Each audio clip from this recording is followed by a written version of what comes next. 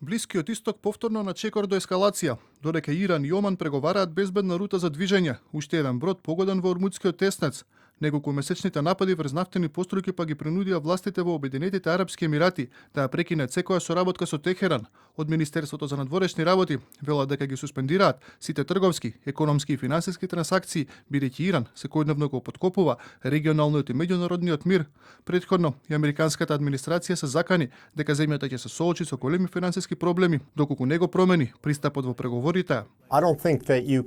Мислам дека не може да се потцени трговската и финансиската размена меѓу Дубај и Иран. Во моментов во Обединетите Арапски Емирати се најголемиот снабдувач на Иран со увезена стока, надминувајќи ги Кина и Турција. 1/3 од увозот на Иран доаѓа од Обединетите Арапски Емирати. Второ, Дубај е финансиски центар и од секогаш бил начин преку кој Иран може да ги избегнува санкциите.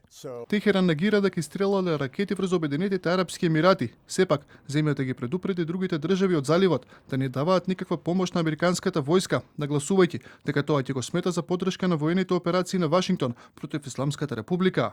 Сакаме да предупредиме, секоја помош или соработка што и се дава на агресорската американска армија е еднаква на учество во воените операции на Соединетите Американски држави. А според Financial Times, Иран разгледува можност за напад врз американски бази во Европа, доколку Доналд Трамп повторно го ескалира конфликтот.